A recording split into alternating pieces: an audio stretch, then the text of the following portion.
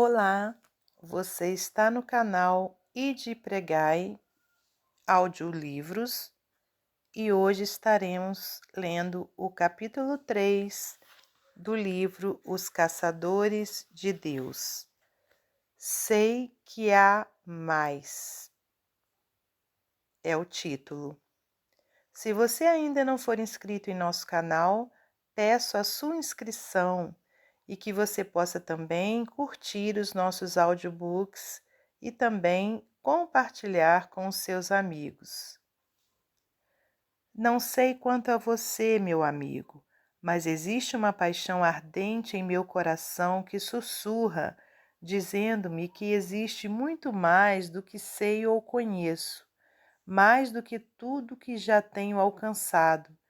Isso me faz invejar João, que escreveu o Apocalipse, e todas as pessoas que vislumbraram o que não é deste mundo e viram coisas com as quais somente tenho sonhado. Sei que existe mais. Sei porque existem aqueles que experimentaram isto e nunca mais foram os mesmos. Caçadores de Deus. Minha oração é: quero ver-te assim como João te viu, meu Senhor.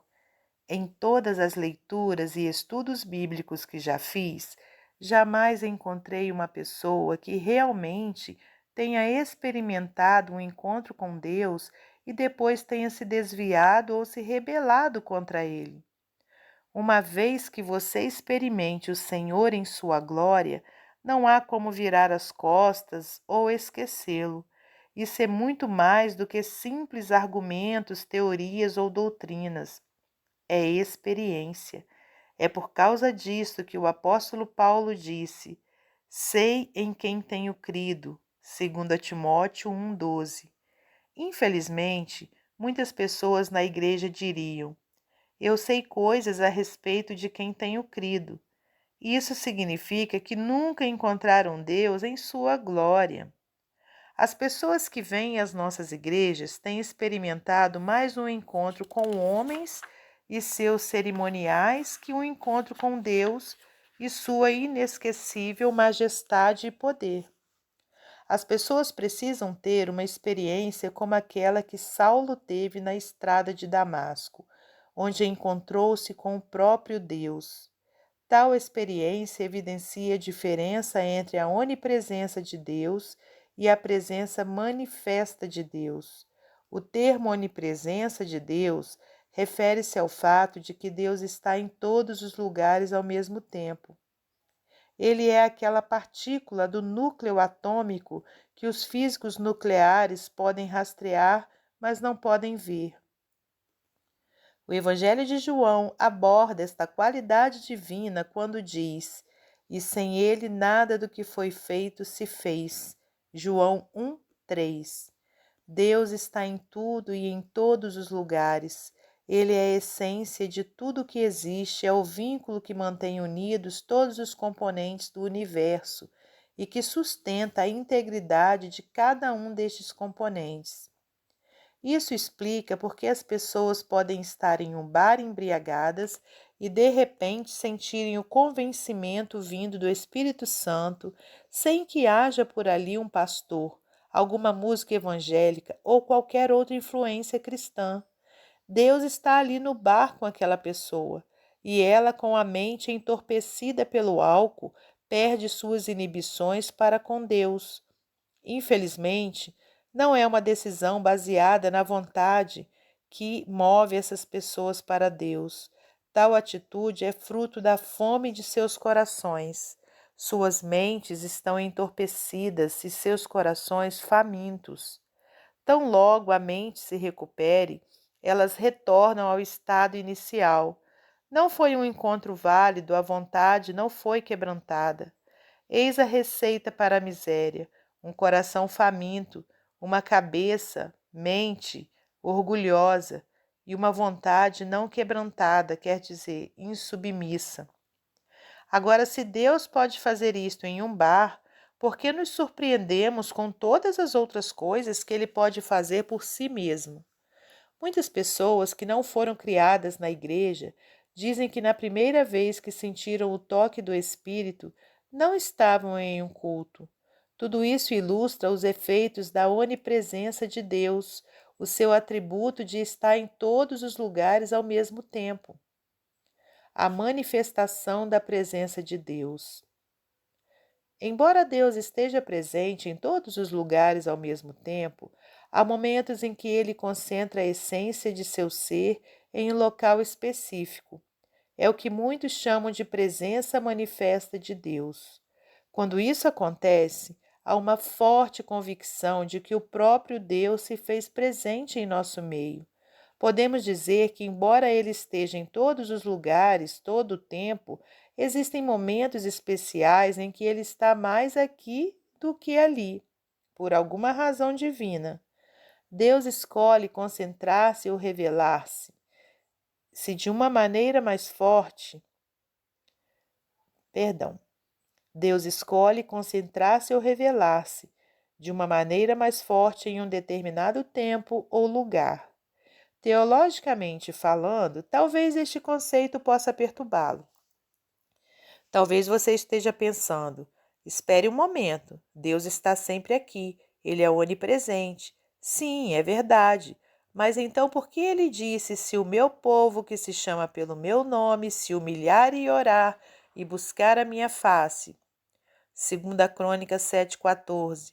Se eles já eram o povo de Deus, qual outra instância de sua presença deveriam buscar? A face de Deus. Por quê? Porque o favor do Senhor flui para onde quer que esteja voltada a sua face. Você pode ser filho de Deus e ainda não ter seu favor, assim como um filho pode ser desfavorecido sem ser renegado. A expressão usada no versículo é muito interessante.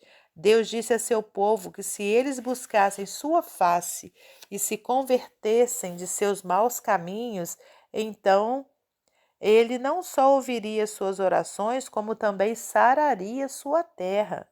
Como podemos ser povo de Deus e ainda permanecermos em maus caminhos?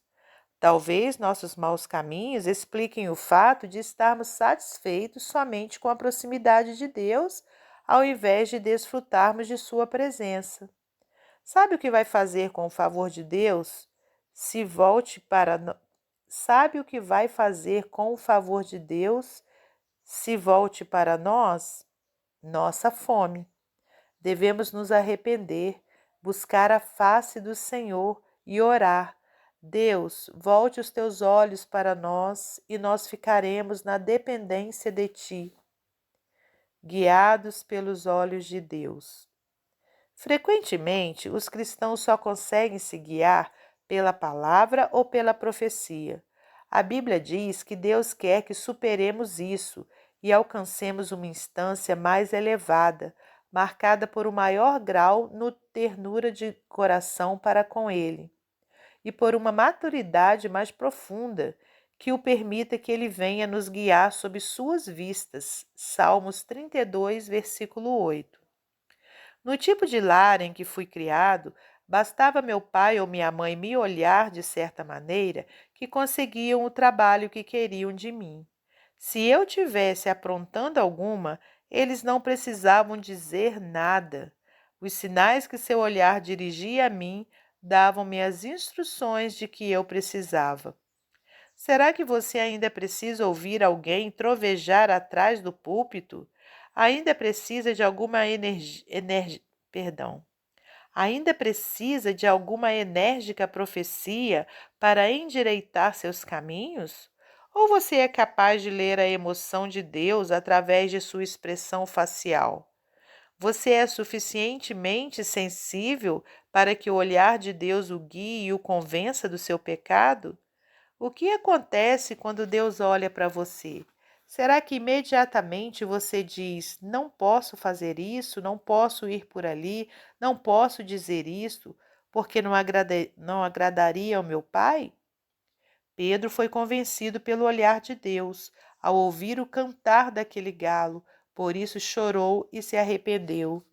Deus está em todo lugar, mas sua face e seu favor não estão voltados para todos os lugares. É por isso que ele nos diz para buscar sua face. Sim, ele está com você e seus irmãos na hora do culto. Mas qual foi a última vez que, de tanta fome, você tenha subido no colo do Senhor e, como uma criança, tenha voltado a face do Pai em sua direção? Intimidade. É isso que Deus quer, e que a sua face seja a nossa prioridade. Os israelitas se referiam à presença manifesta de Deus como a glória Shekinah. Quando Davi pensou em trazer de volta a Arca da Aliança a Jerusalém, ele não estava interessado na caixa de ouro, nem no que havia dentro dela. Ele estava interessado naquela chama azulada que pairava entre os dois querubins sobre o propiciatório. Era isso que ele queria, porque a chama significava a presença de Deus. E para onde quer que a glória ou a presença manifesta de Deus fosse, haveria vitória, poder e bênção. A busca de intimidade traz bênçãos, mas a busca de bênçãos nem sempre traz intimidade. Nosso clamor é pela restauração desta presença em nosso meio. Quando Moisés estava exposto à glória de Deus, o reflexo daquela glória fez com que seu rosto brilhasse tanto. No momento em que desceu do monte, o povo lhe disse: Moisés, cubra o rosto, porque não conseguimos olhar para você. Êxodo 34, 29 ao 35. Qualquer coisa ou pessoa que esteja exposta à presença manifesta de Deus começa a absorver sua essência. Você pode imaginar como era o ambiente no Santo dos Santos? Quanto da glória de Deus foi absorvida por aquelas cortinas, pelo véu e pela própria arca? O status do lugar onde Deus permanece. Quando Deus começa a manifestar-se em um lugar ou entre um povo, algo fora do comum acontece por causa de sua presença. Se você não acredita, pergunte a Jacó. Veja como ele fugia de seus problemas. Em um determinado momento, Deus mandou que ele voltasse para Betel, que significa casa de Deus. Jacó disse, em suma, à sua família: Se voltarmos para Betel, edificarei um altar a Deus e estaremos bem. Gênesis 35, 1 ao 3. Ele sabia que a presença do Senhor era contínua em Betel. É interessante ler o que aconteceu a Jacó e sua família quando chegaram a Betel. E tendo eles partido, o terror de Deus invadiu as cidades que lhe eram circunvizinhas e não perseguiram aos filhos de Jacó. Gênesis 35, versículo 5. A palavra hebraica para terror vem de uma raiz que significa prostrar-se, ser abatido por violência, confusão ou temor. Se queremos que o temor do Senhor seja restaurado no mundo, então a igreja deve voltar-se para Betel, o lugar da presença manifesta de Deus. Trombando com a nuvem. A presença manifesta de Deus continua em um lugar, mesmo quando não há mais ninguém por perto. Eu me lembro do dia em que um irmão que fazia parte do corpo administrativo de uma igreja, num dia de semana normal, passou pelo altar a fim de trocar a água do batistério e desapareceu. 3 horas depois, alguém percebeu sua ausência e, a partir daí, começaram a procurá-lo.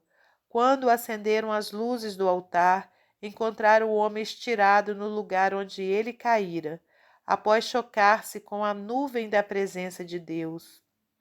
Há oportunidades em que uma nuvem da presença de Deus se manifesta de repente, quando o povo santo está adorando-o.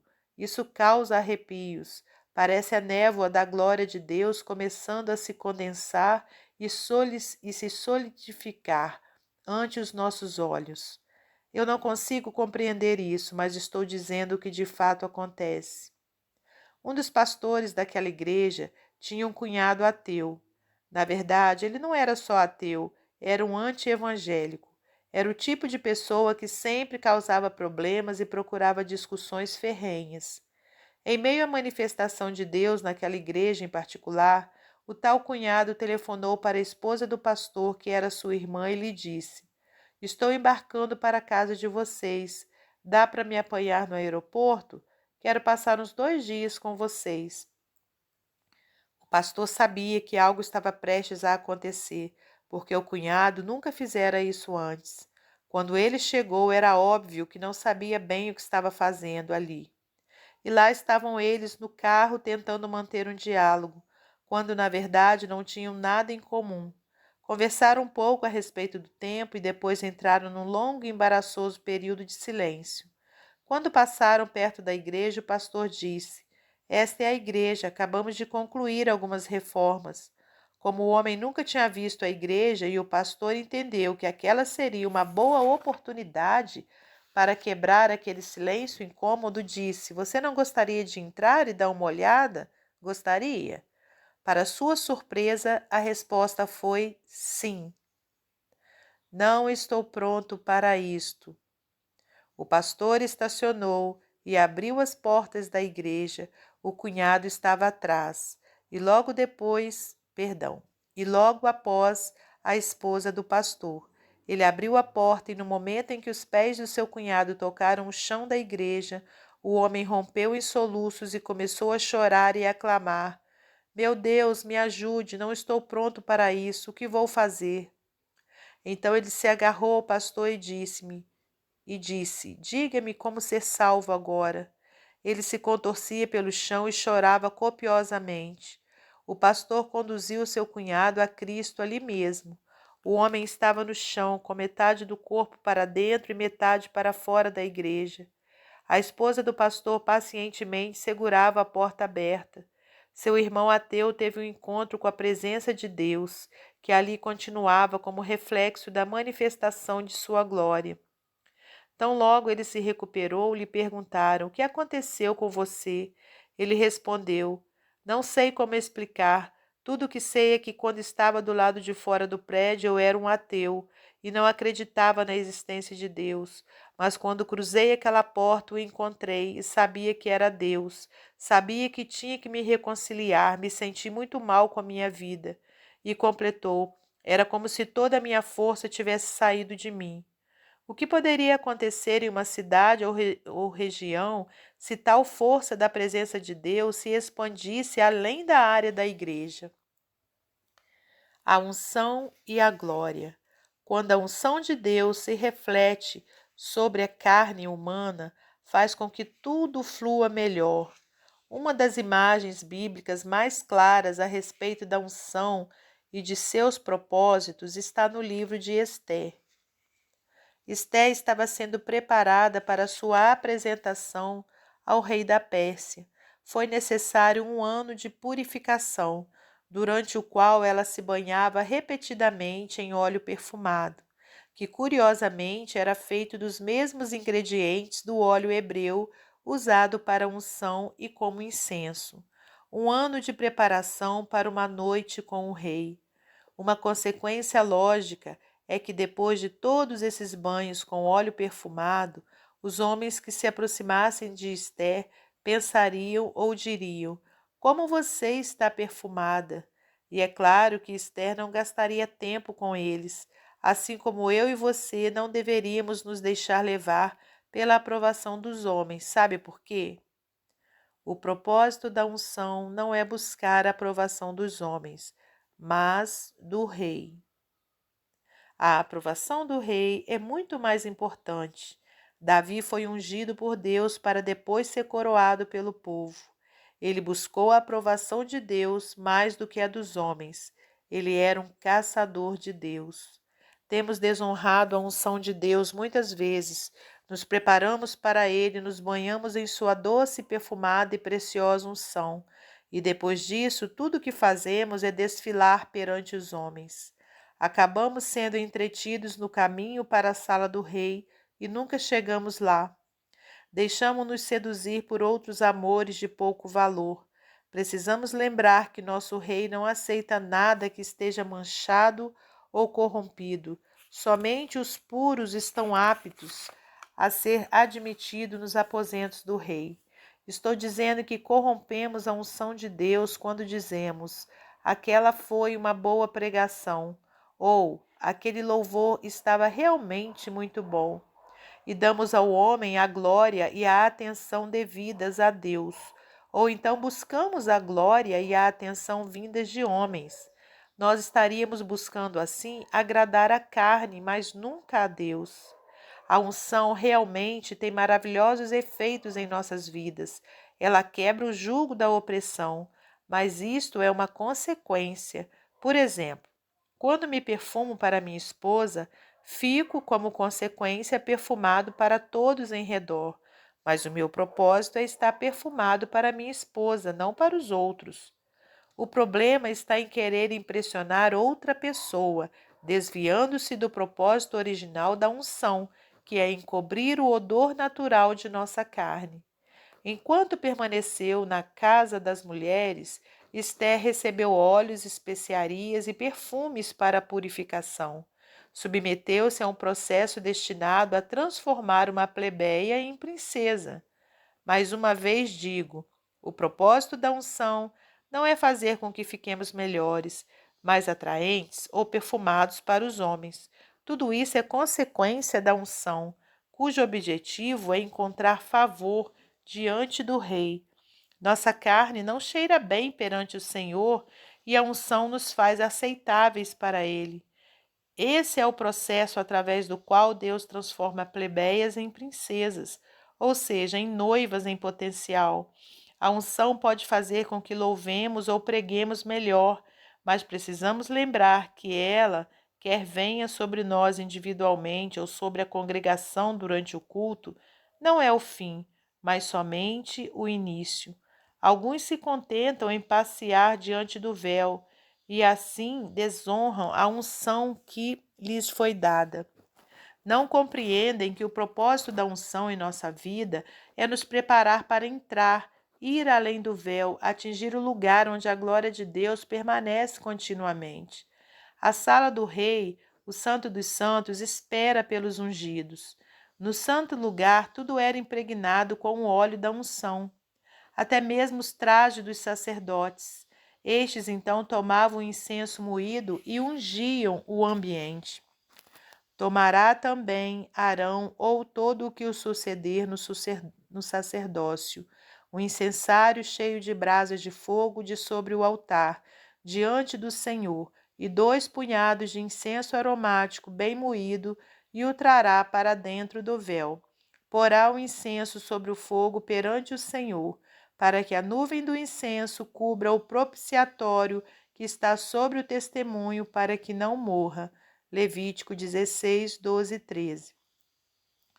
Entre as ordenanças do Antigo Testamento, a última coisa que o sumo sacerdote fazia antes de entrar no Santo dos Santos era colocar um punhado de incenso, simbolizando a unção, dentro do incensário, levá-lo através do véu e fazer uma densa nuvem de fumaça. Por quê? Para cobrir o propiciatório, para que não morra. Levítico 16, 13. O sacerdote tinha que fazer fumaça suficiente para encobrir sua carne da presença de Deus. A unção, assim, relaciona-se à reverência. Era por reverência que se enchia o Santo dos Santos com fumaça. Coberto, o homem demonstrava sua reverência diante de Deus e podia permanecer na sua presença e viver. Em outras passagens do Antigo Testamento, Deus saía do Santo dos Santos e fazia sua própria nuvem, para que os homens não pudessem vê-lo e perecer. Sob a antiga aliança, baseada no sangue dos touros e bodes, o sacerdote executava suas tarefas pelo tato e não por vistas. Andamos por fé, não por vistas. Deus, sei que o Senhor está aqui, em algum lugar. Esta foi a parte A do capítulo 3. No próximo episódio, estaremos lendo a parte B do capítulo 3. Se você não for inscrito em nosso canal, que você se inscreva e não deixe de curtir os nossos audiobooks para que possa ser transmitido para outras pessoas. Muito obrigada por sua atenção. Que Deus lhe abençoe e até o próximo capítulo.